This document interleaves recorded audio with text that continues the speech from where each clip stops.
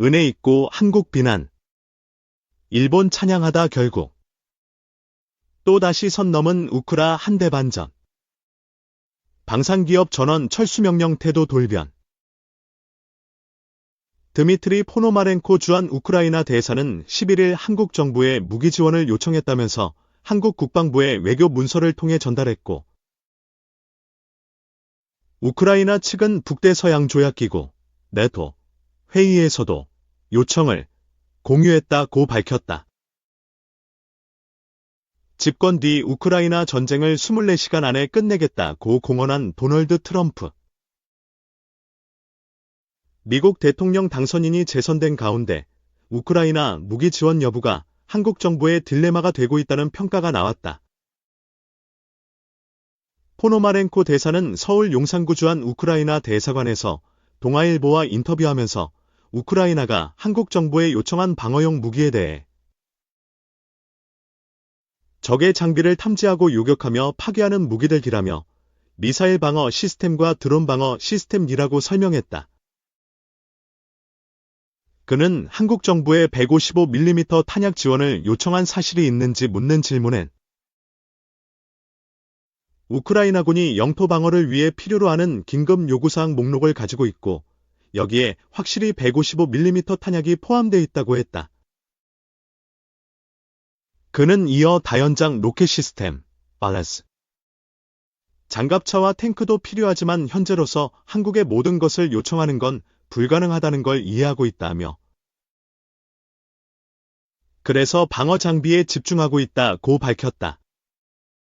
그는 불의의 최우선 요구사항을 전달했고 그 문제는 결정되지 않은 채 보류 중, 펜딩이라고 밝혔다. 그는 트럼프 당선인이 러시아가 우크라이나 영토 약 20%를 점령한 현 상태 그대로 종전협정을 추진할 것이란 관측에 대해선 우리는 영토에 대해 거래할 수 없다며 공격자, 러시아와 피해자, 우크라이나를 동등하게 취급하는 어떤 제안도 수용할 수 없다고 했다. 그는 한국 정부가 검토 중인 우크라이나 현지에 파견될 모니터링단에 대해서는 최종 결정은 한국 정부의 몫이라며 한국 정부가 결정을 내리면 모든 지원을 아끼지 않을 것이라고 했다. 러시아가 우크라이나를 침공하기 일주일 전인 2022년 2월 16일 서울에 부임한 포노마렌코 대사는 최근에도 성일종 국회 국방위원장을 만나는 등 국회의원들과 정부 당국자들을 여러 차례 만나 방어용 무기 지원 필요성을 강조해왔다고 밝혔다. 다음은 일문일다. 우리는 한국 정부가 우크라이나에 살상 무기, 리셀 웨펀을 제공하는 결정을 내리는 것을 희망한다. 하지만 이 문제가 한국 사회 특히 정치권에서 많은 논란을 일으키고 있다는 점을 알고 있다. 그래서 우리는 인도적 차원에서 우크라이나에 대한 방어용 탄약, 디펜시브 애뮤니션, 공급을 고려할 수 있다고 한국 정부에 제안하고 있다. 우크라이나의 밤은 사이렌 소리로 가득 차 있고 사람들은 지하실로 피신하고 있다.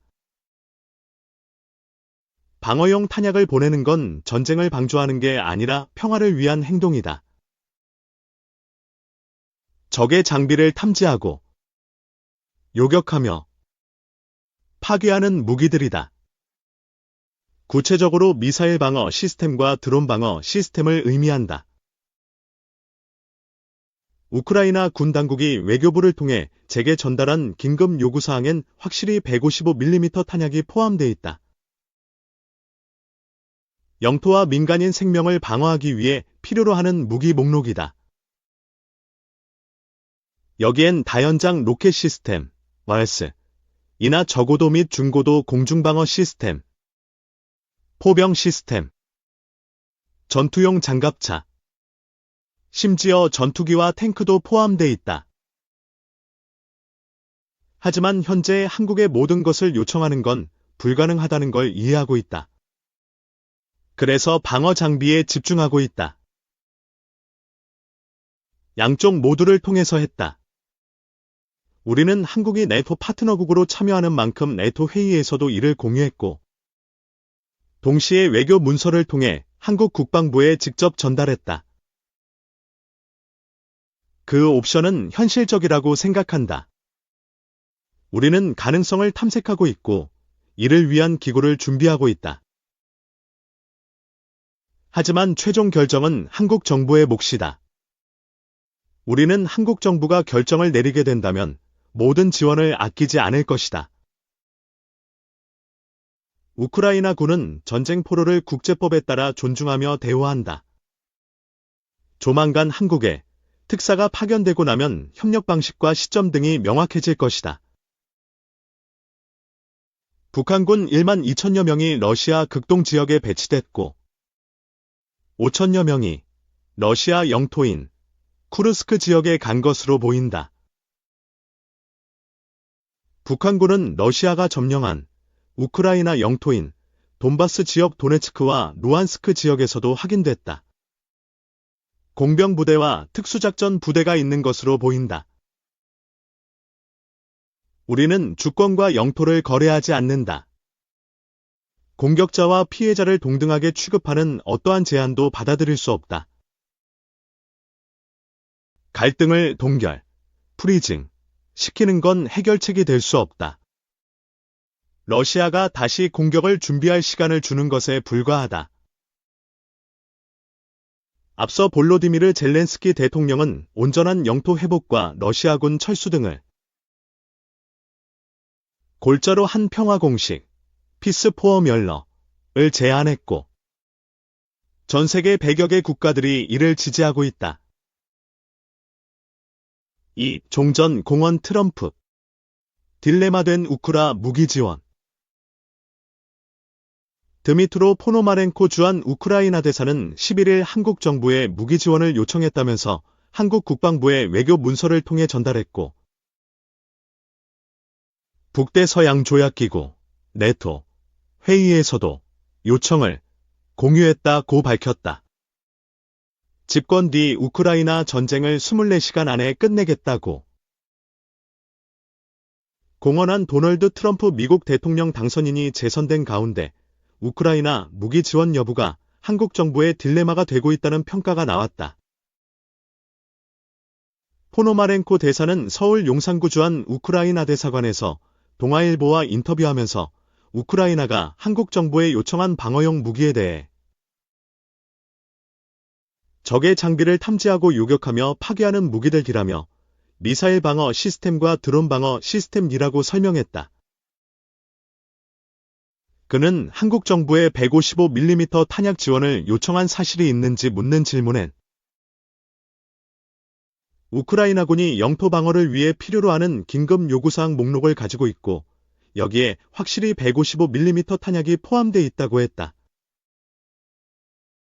그는 이어 다연장 로켓 시스템, 말라스, 장갑차와 탱크도 필요하지만 현재 한국의 모든 것을 요청하는 건 불가능하다는 걸 이해하고 있다며 그래서 방어 장비에 집중하고 있다고 밝혔다. 그는 불의의 최우선 요구사항을 전달했고 그 문제는 결정되지 않은 채 보류 중, 펜딩이라고 밝혔다. 그는 트럼프 당선인이 러시아가 우크라이나 영토의 약 20%를 점령한 현 상태 그대로 종전협정을 추진할 것이란 관측에 대해선 우리는 영토에 대해 거래할 수 없다며 공격자, 러시아와 피해자, 우크라이나를 동등하게 취급하는 어떤 제안도 수용할 수 없다고 했다. 그는 한국 정부가 검토 중인 우크라이나 현지에 파견될 모니터링단에 대해서는 최종 결정은 한국 정부의 몫이라며 한국 정부가 결정을 내리면 모든 지원을 아끼지 않을 것이라고 했다. 3. 북으로 유사시 지원 조약 비준, 파병 공식화 기술 이전 개시 12일 조선중앙통신에 따르면 북으로 간 포괄적인 전략적 동반자 관계에 관한 조약이 김 위원장 정령으로 비준됐다. 푸틴 대통령은 앞서 지난 9일 조약에 서명한 바 있다. 양국이 비준서를 교환하면 효력이 발생한다. 북러조약에서 가장 눈에 띄는 대목은 사조 한 나라가 침공을 받아 전쟁 상태에 처하면 유엔 헌장 제51조와 각자의 국내법에 따라 지체 없이 군사 원조를 제공한다는 내용이다. 러시아의 우크라 침공에 북한군이 파병된 것을 정당화하는 근거로 이용될 것으로 보인다.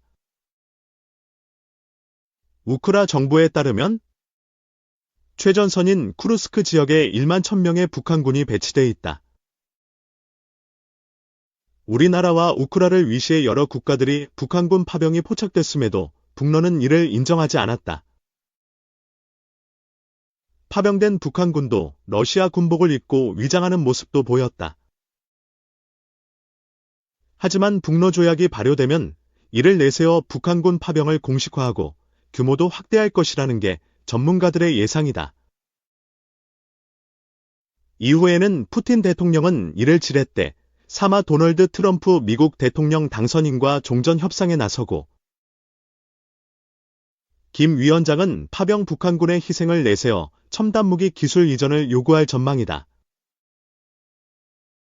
양무진 북한대학원 대학교 교수는 북러 조약으로 북한군 파병의 국내법적 정당성이 확보됐으니 조만간 양국이 파병을 공식화하고 쿠르스크 지역 전투에 투입할 듯하다며